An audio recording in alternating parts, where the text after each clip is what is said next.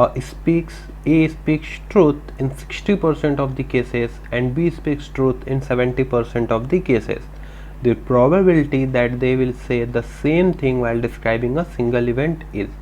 तो हम क्वेश्चन समझते हैं, आफ्टर देन क्वेश्चन करेंगे, ठीक है, पूरे कॉन्सेप्ट के साथ। तो ये क्वेश्चन हमारा जो है और रेलवे 2006 में आया हुआ है, ठीक है। तो ऐसे क्वेश्चन बाकी कॉम्पिटिटिव एग्जाम्स में भी आते रहते हैं प्रोबेबिलिटी टॉपिक्स पे। तो क्वेश्चन क्या कहता है? क्वेश्चन कहता है दो पर्सन है A and B, okay. A जो है 60% ट्रू बोलता है and B 70% of the cases में ट्रू बोलता है, ठीक है। अब पूछ रहा है कि that they will say the same thing while describing a single event. तो मान लो कोई इवेंट हुआ, ठीक है, जैसे कोई इवेंट हुआ, एक चोर है ना, मान लो एक चौराहा है, वहाँ से एक चोर भागा। अब वहाँ पे दो पर्सन खड़े थे ए एंड बी, ठीक है।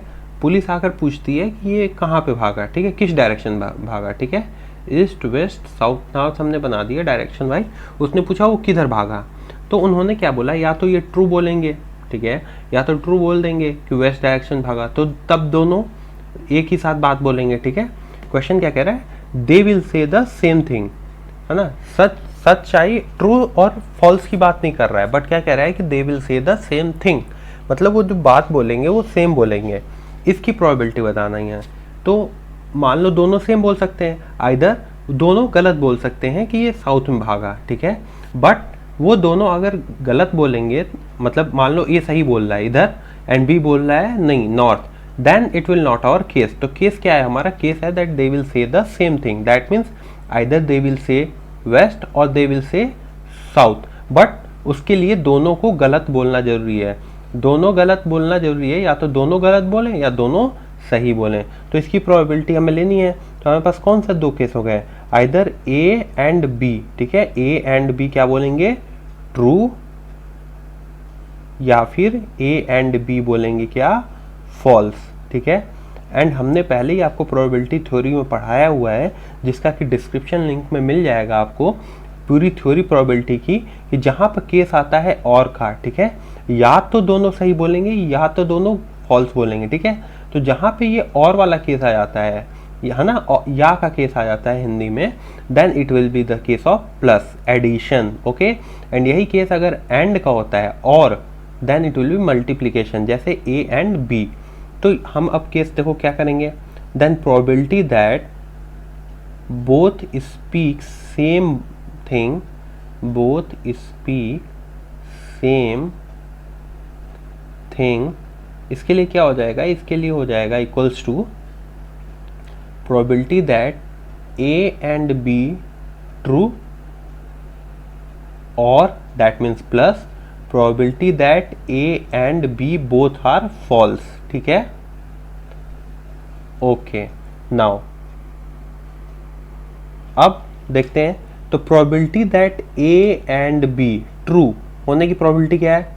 तो देखो इसका मतलब क्या है? Probability that A is also true and probability that B is also true, ठीक है। इंटरसेक्शन हमें यहाँ निकालना है, तो इंटरसेक्शन में क्या होगा? दोनों मल्टीप्लाई होंगे as both are independent events, ठीक है। तो इंडिपेंडेंट इवेंट्स में डायरेक्ट ये फॉर्मूला भी आप कर सकते हो, बाकी ये भी कह सकते हो कि एंड है तो बीच में मल्टीप्लाई होगा and then both gets multiplied, है ना। Probability that A gets true and probability that B gets true. तो अब probability that A speaks truth, A speaks truth की प्रोबेबिलिटी क्या है? देखो यहाँ पे क्या है, ए स्पीक्स ट्रूथ की प्रोबेबिलिटी कितनी है? 60, एंड बी की प्रोबेबिलिटी कितनी है? 70, ओके। तो ए की 60 एंड बी की 70, वही हम करेंगे यहाँ पे। तो probability that A speaks truth कितनी है? 60%, and probability that B speaks truth कितनी है? 70%। ये आ जाएगा 42/100, ओके, दैट मीन 0.42।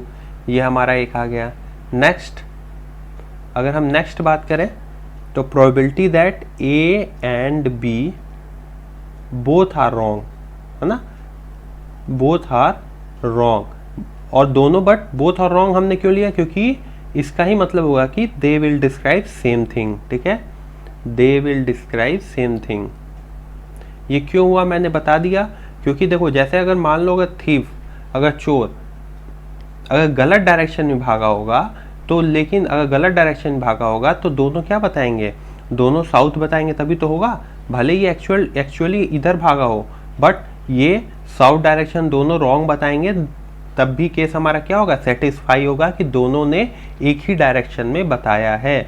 तो यहाँ पे हमारा क्या हो जाएगा, probability that A is wrong into probability that B is wrong. Okay, so probability of not A का फॉर्मूला ऑलरेडी हमने बताया है आपको थ्योरी में, 1 माइनस प्रोबेबिलिटी ऑफ ए, जिसका कि लेक्चर आपको हम बता रहे हैं, डिस्क्रिप्शन लिंक में है। और आप चैनल सब्सक्राइब करिए प्लीज़, सो दैट हम ऐसे ही आगे भी वीडियो बनाते रहें डिफरेंट टॉपिक्स पे। हमारे already search, logarithmic and number system, probability, इन सब पे कैलेंडर है ना, इन सब पे क्वेश्चंस भी हैं, थ्योरी भी हैं, जिसको कि आप प्लेलिस्ट में देख सकते हैं चैनल के। So please subscribe our channel. तो यहाँ से क्या हुआ, 1 माइनस प्रोबेबिलिटी ऑफ ए क्या होगा, 1 माइनस 0.6, ठीक है, and 1 minus probability of B क्या होगा, 1 माइनस 0.3, ठीक है।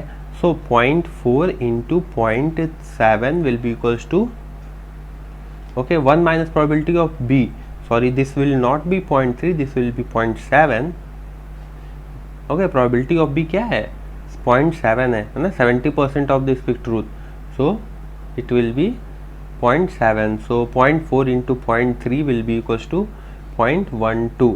तो ये हमारा आ गया, यहाँ पे हमारा क्या आया 0.12, एंड यहाँ पे क्या हुआ है हमारा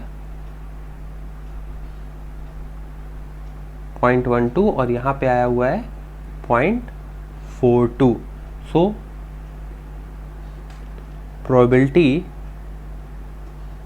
that both speak same thing क्या हो जाएगा,